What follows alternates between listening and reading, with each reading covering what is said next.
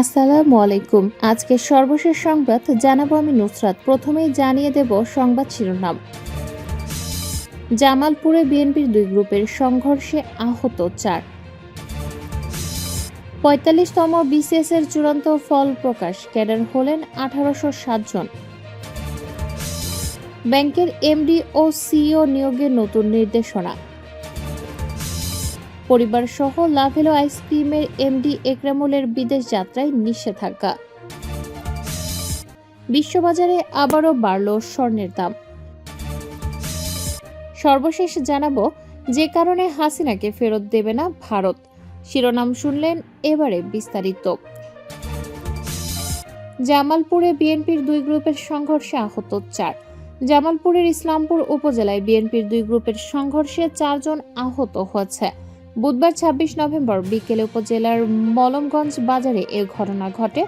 আহতরা হলেন উপজেলার মলমগঞ্জ এলাকার মোহাম্মদ শুভ বয়স ২০, মোহাম্মদ পিয়াস বয়স ১৯ সহ অজ্ঞাত আরও দুজন। এদের মধ্যে পিয়াসকে জামালপুর জেনারেল হাসপাতালে পাঠানো হয়েছে। বিষয়টি নিশ্চিত করেছেন ইসলামপুর থানার ওসি আসম আতিকুর রহমান।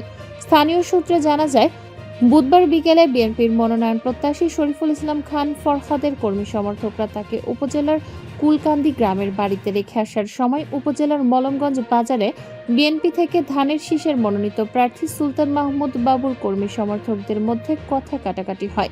তর্কের এক পর্যায়ে সংঘর্ষ বাধে। এতে ফরহাদ গ্রুপের মোহাম্মদ শুভ, পিয়াস সহ ৪ জন আহত হন। আহতদের মধ্যে পিয়াস নামের একজনের অবস্থা আশঙ্কাজনক হওয়ায় তাকে জামালপুর জেনারেল হাসপাতালে চিকিৎসার জন্য পাঠানো হয়েছে এবং শুভকে ইসলামপুর উপজেলা স্বাস্থ্য কমপ্লেক্সে ভর্তি করা হয়েছে। এ বিষয়ে ইসলামপুর উপজেলা ২ আসনের ধানের শীষের মনোনীত প্রার্থী সুলতান মাহমুদ বাবু বলেন, আমার কোনো লোক ওখানে যায়নি। যদি আমার কোনো লোক এমন কাজ করে থাকে তাহলে তাদের উপযুক্ত বিচার করা হবে। ইসলাম থানার ওসি আসম আতিকুর রহমান বলেন, বিএনপির দুই গ্রুপের সংঘর্ষে ৪ জন আহত হয়েছে শুনেছি। এরপর ঘটনাস্থলে পুলিশের একটি টিম পাঠিয়েছি। এ বিষয়ে এখনো কেউ লিখিত অভিযোগ দেয়নি। লিখিত অভিযোগ পেলে আইনি ব্যবস্থা নেওয়া হবে। ৪৫তম বিসিএস এর চূড়ান্ত ফল প্রকাশ, ক্যাডার হলেন ১৮০৭ জন। ৪৫তম বিসিএস এর চূড়ান্ত ফল প্রকাশ করেছে বাংলাদেশ সরকারি কর্ম কমিশন। নিয়োগের জন্য বিভিন্ন ক্যাডারে সুপারিশ করা হচ্ছে ১৮৬৭ জনকে। বুধবার রাতে পিএসসির ওয়েবসাইটে দেয়া এক বিজ্ঞপ্তিতে এ তথ্য জানানো হয়েছে। বিজ্ঞপ্তিতে বলা হয়, ৪৫তম বিসিএস এর ২৩০৯টি পদের বিপরীতে ১৮৬৭ জনকে ক্যাডার পদে সুপারিশ করা হলো। চলতি বছরে ১৮ জুন লিখিত পরীক্ষার ফল প্রকাশ করা হয়। তাতে উত্তীর্ণ হয়েছেন ৬৫৫৫ জন। ৪৫তম বিসিএস এর লিখিত পরীক্ষা গত বছরের ২৩ জানুয়ারি থেকে ৩১ জানুয়ারি পর্যন্ত অনুষ্ঠিত হয়। ২০২২ সালের ৩০ নভেম্বর ৪৫তম বিসিএস এর বিজ্ঞপ্তি প্রকাশ করেছিল পিএসসি। গত বছরের ৬ জুন প্রিলিমিনারি পরীক্ষার ফলাফল প্রকাশিত হয়।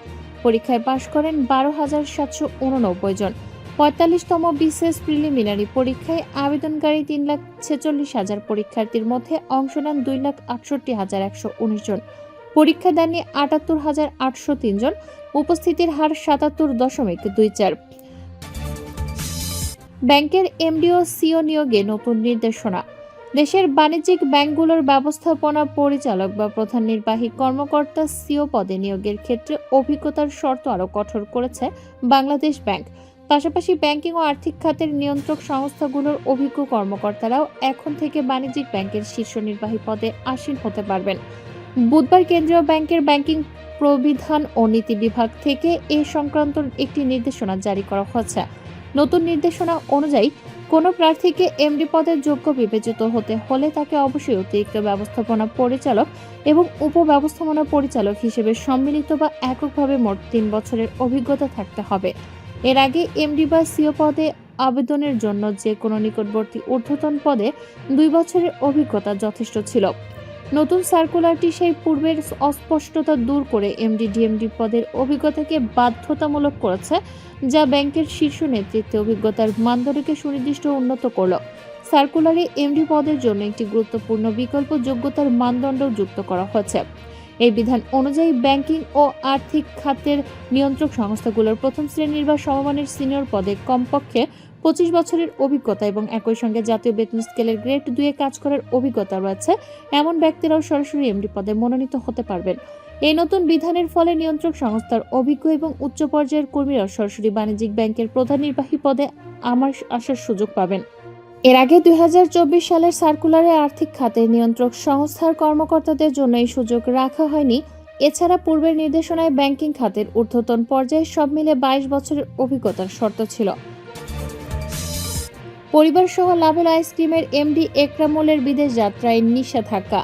সীমান্ত ব্যাংকের ঋণ পরিশোধ না করার অভিযোগে লাভেল আইসক্রিমের ব্যবস্থাপনা পরিচালক মোহাম্মদ ইকরামুল হক, তার স্ত্রী নার্গিস হক এবং 2 মেয়ে মহসিনিনা সারিকা ইকরাম ও মহসিনিনা তারিকা ইকরামের বিদেশ গমনের নিষেধাজ্ঞা জারি করেছেন আদালত। দুর্নীতি দমন কমিশনের আবেদনের ভিত্তিতে বুধবার ঢাকা মহানগর জ্যেষ্ঠ বিশেষ জজ সাব্বির ফয়েজ এ আদেশ দেন।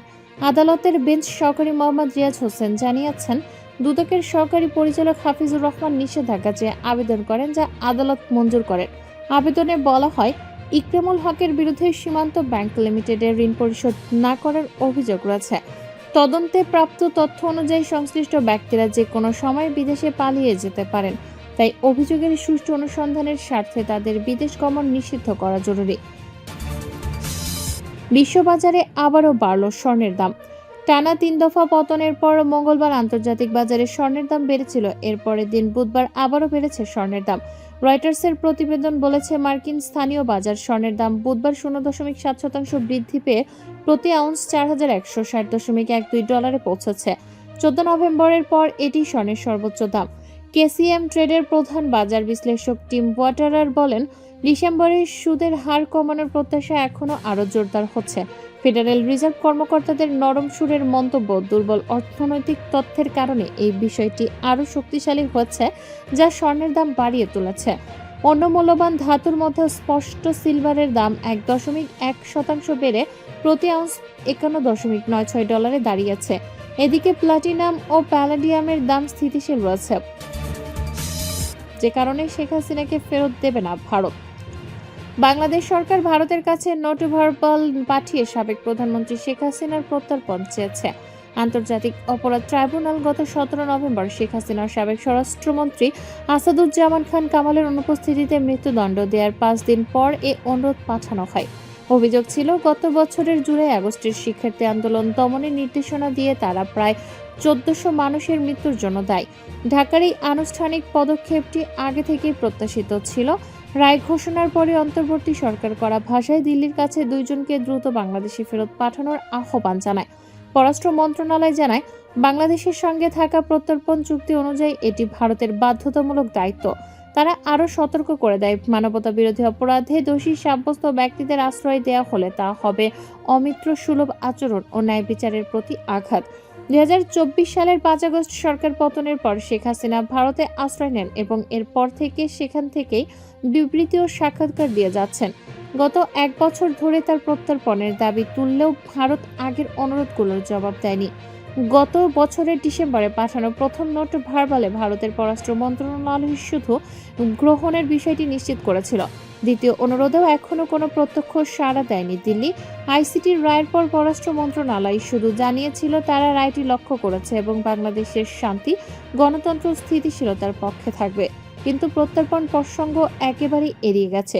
বিশ্লেষকদের মতে দিল্লি এই মুহূর্তে কোনো বড় পদক্ষেপ নেবে না। ভারতের গবেষক স্মৃতি এস গট্টনায়ক বলেন, বাংলাদেশে বর্তমান সরকার অস্থায়ী ও সীমিত ম্যান্ডেট দিয়ে চলছে, তাই একটি নির্বাচিত সরকার দায়িত্ব নেওয়ার পরে দিল্লি গুরুত্বপূর্ণ বিষয়গুলোতে সিদ্ধান্ত নেবে।